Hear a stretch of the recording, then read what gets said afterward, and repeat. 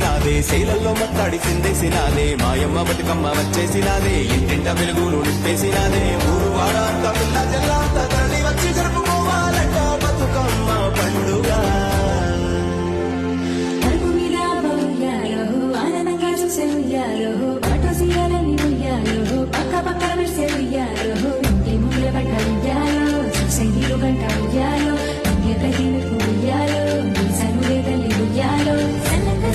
సంపదలిచ్చటి సక్కమ్మ